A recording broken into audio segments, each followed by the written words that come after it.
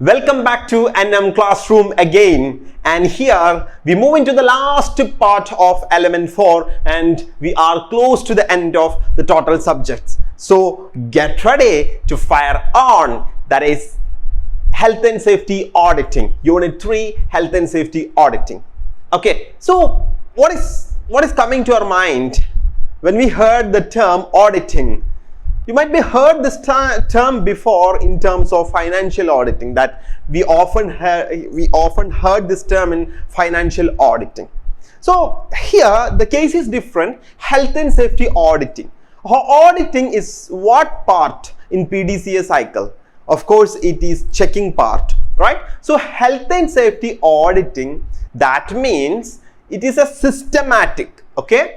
It is an objective, okay? It's a critical evaluation of how well an organization health and safety management system is performed by examining evidence. I'll explain. It's a definition of auditing. That means systematic. Of course, it is very systematic, stage by stage, step by step process. So that we have to make a lot of arrangements to do an audit process. So that is called it systematic. And it has got an object, fault finding object is there. And based on the evidence, that is called objective. And critical, it's very critical evaluation. And for identifying the non-compliances and to take the corrective action. So it's a very critical evaluation on what? The management system, health and safety management system. So that is called auditing. So here, we may have a small doubt about whether auditing and inspection is same or not. Obviously not same.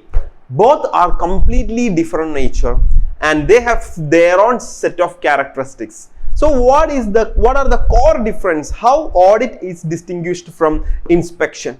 Let us look on how audit differentiated from inspection. Audit is a very long process, but inspection is very short process, right? Audit we'll have to examining all the document, checking the workplace, interviewing the workers. But at the same time, inspection, we do a simply check in the workplace and we check the records, but we don't go into thorough examination of the document, right? But we check the records, that's all. But auditing, we try to check out and examining the document and we take the records from the source and we study about it. So it's very long process, but inspection is short process. And it requires high cost.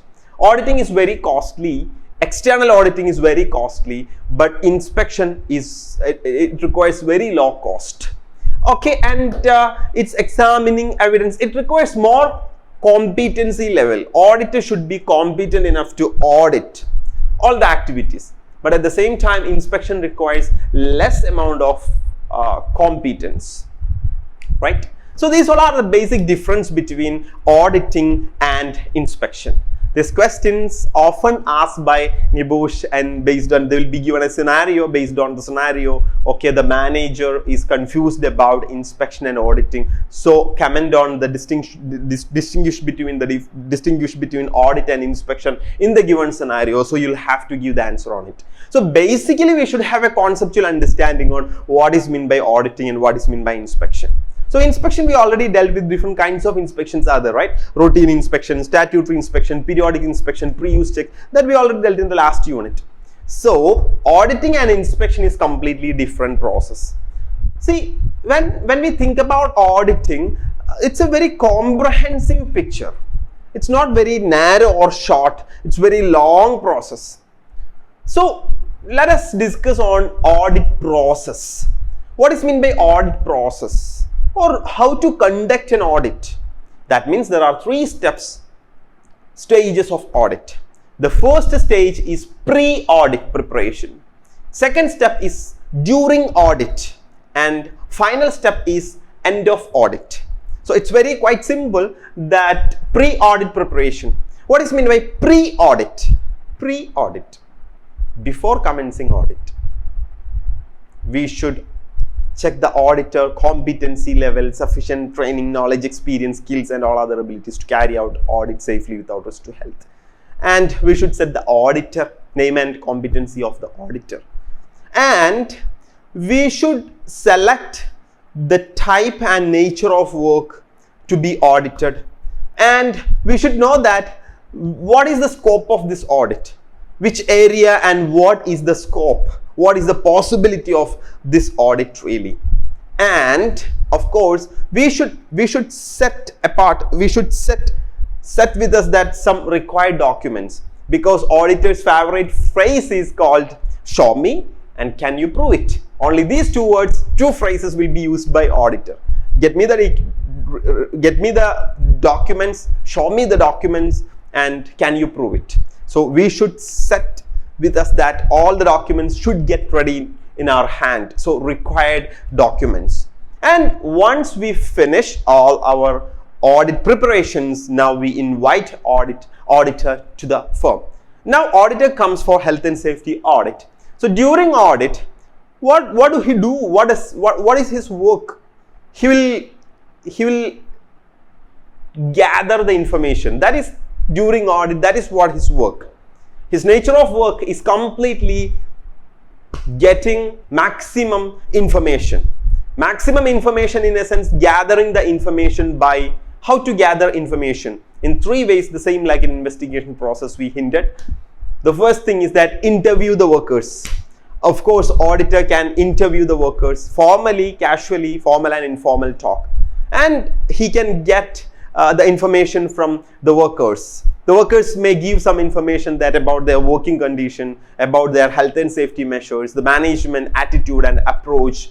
And of course, by interviewing the workers, auditor gain enough insight, deeper insight about the workplace and workplace health and safety measures, right? And auditor can observe the workplace, direct observation through inspection, and he can just walk away here and there, back and forth. So by direct observation, he can get the sketches, photos and videos and measurements, and he seems to observe the workplace directly. So he gets in more number of information, more amount of information about the workplace health and safety measures. And the most important information source is document examination. Document examination. Auditor can check, examine the document, that firefighting extinguisher records, health and safety policy records, training records, risk assessment records, safe system of work, permit to work, emergency arrangement, first aid, internal incident reporting records, then what records? Safety committee minutes, medical records, maintenance records, right? And also some external sources of information too if he wants. So he can get all these information, as much as possible information, welfare records, health surveillance records, and what all are the records that we have made, we'll have to put in front of to the auditor, and he'll start making questions about it. So now he got sufficient amount of information by interviewing the workforce, direct observation, and examining the evidence and examining the document. Clear? Now it requires time, it requires effort, it requires cost, it requires competency, it requires legal updation and legal knowledge. It's everything. And now the auditor gonna end the audit. Auditor usually ends the audit by giving a presentation to the management. It might be happen, or they'll give a written report to the management, followed by verbal instructions, and the auditor will give some recommendations that which are the points made non-compliance, and whether having any major non-conformities and minor non-conformities, minor non-compliances. Of course, at the end of the audit, organization can take exact corrective actions based on the audit in order to maintain the standard and membership and accreditation If there are major non-conformities, they may lose the accreditation, and if there are only minor non-conformities, they can gain the accreditation and membership, but they'll have to resolve the issue soon. So this is all about the total auditing process. You got it? So just before start of the audit, during audit, end of audit. It's quite simple. It's not that much rocket science, right? It's quite simple. See, at last, at the outset, what do we have in our mind? Why do we do the auditing? Auditing is a comprehensive examination in order to understand how well our organization health and safety management system is performed. That is all about. So audit, normally there are two kinds of audit. It can be called as internal audit and external audit. You know, internal audit, the audit can be done by an internal worker in the organization, or internal people in the organization, internally within the organization. So it can be done by anyone who has got auditing skills. It can be an inspector or someone who is a bit more knowledgeable person about the workplace. But the external audit, the auditing completely done by an external authority or agency or organization. So this will be completely different. The case will be completely different. So now let's look at the advantages and disadvantages of both external audit and internal audit. See, external audit advantage, we cannot influence the person internally. We cannot influence the person internally. But in internal audit, we can influence the person, because the person that we appointed, so we know him very well, so we can give him influences. So based on that, he can do some bypassing. He can he can cut off some activities and all. So some reasonable adjustment will happen. So in external audit advantage, it's not possible. So that is an advantage actually. And external auditor is always up to date with the law. His recommendation will be strongly up to date with legislation. But internal auditor recommendation may not be updated with law, since he is not a professional auditor. He is an auditor on time being, upon our request, right? So this is disadvantage of internal audit. But external audit advantage is he is updated with law. And external audit, another advantage is his recommendations will taken care by organization in high weightage. It will be given more important and more serious. But at the same time, the recommendation put forward by internal auditor followed by auditing, the company will not, the company will take it granted. Because okay, it's our person, our guy, okay, no need to give much more, recommendations. I mean, seriousness into the recommendations. So it is that much problematic. And obviously, since he is an auditor, external auditor is a professional auditor, he is highly competent to do this work. But whereas internal auditor is not competent in auditing skills, because he is not a professional auditor, right? So here the external auditor advantages became the disadvantages of internal auditor, right? Now let us look on external auditor disadvantages. What are the external auditor disadvantages? Since external auditor is a most dignified person and he's the most respectful person, the workers are so intimidated to mingle with him. So they will have a strange feeling. The workers may not give adequate information to the auditor because they are strangers, because they feel a strange feel to the auditor, since he is an authoritative person. But internal auditor, no problem, he's very friendly because this face is very familiar to the workers. So this is an advantage of internal auditor. Then external auditor disadvantage is that his suggestions, even in spite of he's an auditor, but that is okay, but he's put forward some impractical suggestions since he doesn't know the business or organization structure. Auditor is professionally competent, but it doesn't imply that he's got that much practical suggestions. can put forward to the organization. So his suggestion could be impractical. External auditor's suggestion could be impractical. But at the same time, since internal auditor is very familiar with the workplace and he knows exact nature and type of work and he knows the pulse of the organization, obviously his suggestion will be very much practical. And external auditor disadvantages, it's time consuming. He requires much more time. He wants to examine the document, he wants to interview the workers, he wants to do some direct observation and much more. But internal auditing can be done a short span of time. And external audit is very costly, whereas internal auditing is not that much costly, because internal auditor is our own guy. We don't need to pay maybe something extra, some paltry sum, nothing more than that. But the external auditor is highly paid by the organization. So these are, see here, external auditor disadvantages became internal auditor advantages. You got it? And external auditor advantages become internal auditor disadvantages. That's all. It's quite simple, right? So if this question being asked from the given scenario, we'll have to answer like this. Based on the scenario, we always should give the answer. Just not copy from the textbook or text note or study notes. No. Get the scenario, have a deep dive into the scenario, pick the point from the scenario and correlate with your concept, this conceptual understanding, and pull on. That's all. So thank you. So that health and safety auditing chapter got finished. This is all about unit 3 of last element 4.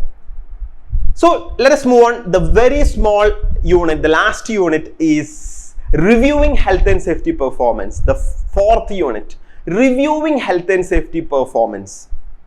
Let's move on to the last unit, right?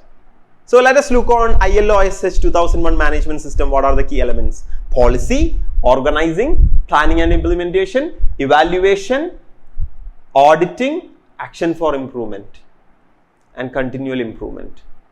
Does this column fill up? Yes, of course, right? So this is the last portion, review. What is meant by review? Review, in a sense, we just review. We already made a set of action to be done and we check whether this action done or not. This is called review. So the review, why an organization should conduct review? It helps to measure health and safety performance of the organization. That is why we conduct review. We could get to know that whether organization running on target or not. If they are running on target, it's fine. We could identify whether organization is running on target or not by reviewing. While we reviewed the performance, we came to know the organization is not on target, health and safety target. What to do? We'll be thinking about why it's not on target and we'll be taking the corrective actions for that, for which review will helpful. Even though we are doing checking, inspection, auditing, risk assessment, SSW, and all these functions are performed, review gives us an eagle view about the health and safety performance of the organization. So this can be called as the last point, review. So while you review the safety performance, actually what happens? We could clearly get to know that where we are and where we want to be. We would identify the target and we would identify whether we are running on target or not. And we'll be thinking about why it's not on target and what are the corrective actions to be taken. What are the resources to be required, right? And review always helps to measure the health and safety performance of the organization. And only with the review, we can retain our accreditations or membership or health and safety management system. It could be ISO or ILO, right? So here, what are the factors to be considered while carrying out a review of an organization? This is the most simple question. This is the most simplest question in the history of NEBOSH question paper. Do you know why? Do you know why? Out of the scenario, they would be given us many points about health and safety, for sure. You could see many points from health and safety aspect. And they'll be asking a question, outline the factors to be considered while reviewing this organization, scenario-based organization, health and safety performance, to improve health and safety performance. That means what are the factors to be considered in order to review of this organization's performance. That's all. So what do you have to write? If it's 25 marks question minimum, you can write 32 points out of the scenario itself. You can pick up all the points and you can write in your own words. Here, as given in the textbook, but it's not limited, I would suggest some points. Accident and incident records to be reviewed. What is the benefit of reviewing accident and incident records? By reviewing accident and incident records, it helps to measure the safety performance of the organization, whether we could reduce or regulate the number of accidents and what are the things to be done in future, and that will help, and whether we have taken all the control measures properly or not. Okay, accident and incident. Then we can review the legal actions and enforcement actions against the organization. And of course, we can review the sickness and absenteeism records.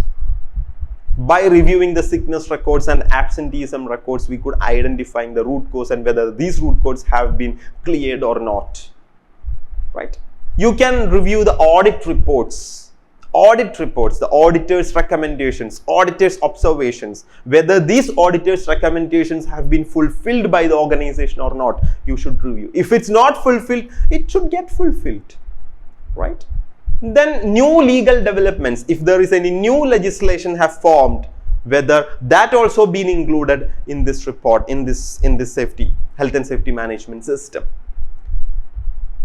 Then we could review that monitoring, measuring the performance, whether active monitoring and reactive monitoring measures. And consultation with the workforce, consulting arrangement, two-way exchange of information and best course of action being selected or not, or whether they have given consultation arrangement or not as it is planned. If it's not, then we'll have to work out our other. Then external communication with other parties and complaints, external complaints and external communications, external complaints by the customers, third parties, and communication, inline communication in the organization, and internal and external communication. That could be reviewed.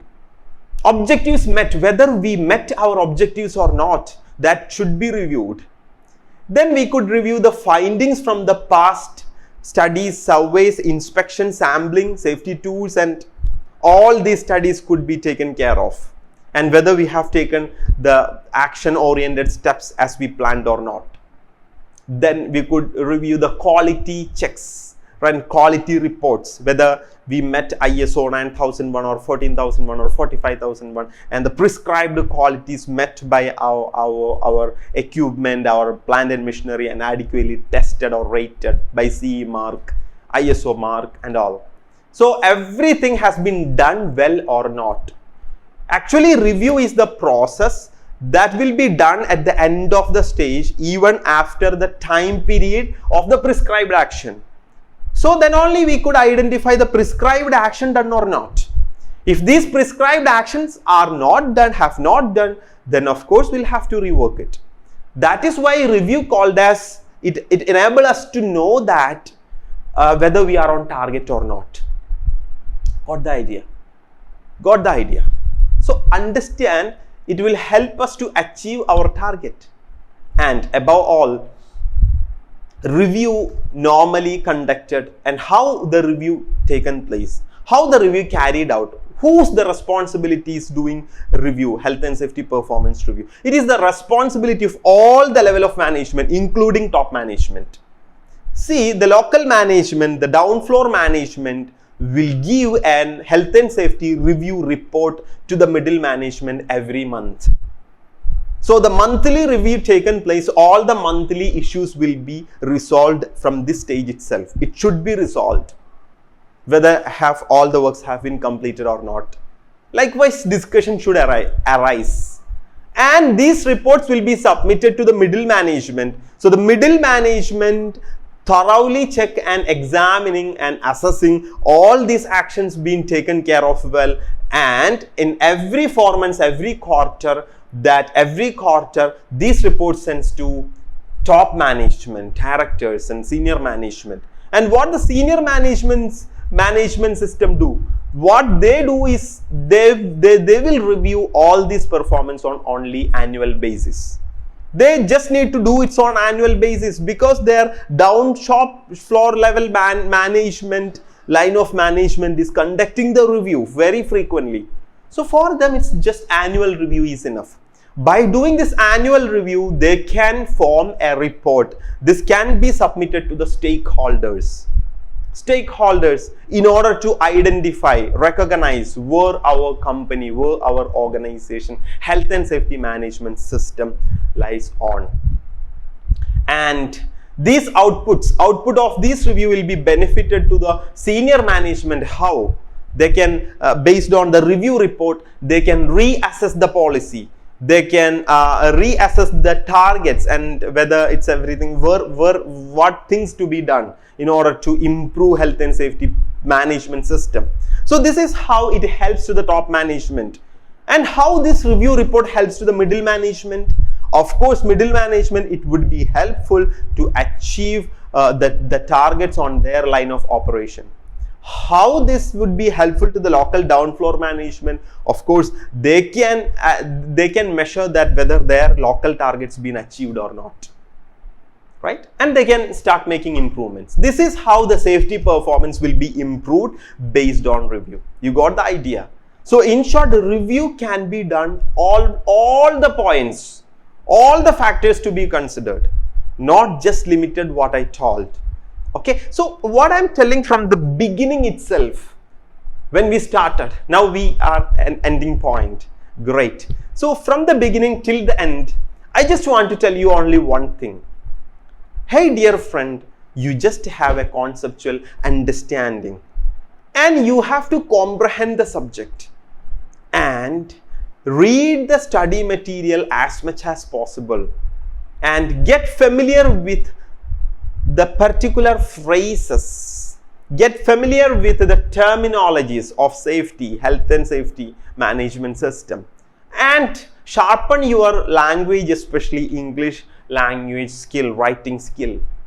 And when you get the question paper in hand, out of the scenario will be given, and the scenario will be asked 7 or 8 or 9 questions that you have to frame your answer with your conceptual understanding and comprehension integrated with the scenario context.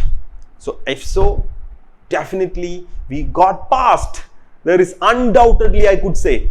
So my dear friend, we completed the whole element from beginning till the end. It was a great journey with you, and I'm so happy with you sharing this much contents to you. And I truly wish that you soar high, you fly high above the sky, beyond the sky, because sky is not our limit. So hey dear learner, you can. Even NIBOSH passing percentage in the world level, it's just hardly 20-25%. But since you are my student, I could assure you that you would pass. If you don't, then who else? If not you, then who? Hey dear friend, so take it as a serious challenge, and till then, and we'll be seeing, I can no longer meeting you in a scenario explanation. We should know that how to write, how to put up our answers in the scenario, in the given scenario, and how to put up our answers, how to align our answers integrated with the scenario, how to correlate your concept, how to comprehend your concept to the scenarios, how to understand the question, how to understand the pattern of the question, how to frame the answer. There are a lot of things to be done to frame the answer. There are some word counts are there to write the answers. You can't write whatever you want to know. How to write by paragraph or bullet points. Which type of writing method would be good. And all these about you would get soon, and till then. Bye bye and wish you all the very best, and you will pass NIBOSH IG1 examination. Thank you so much.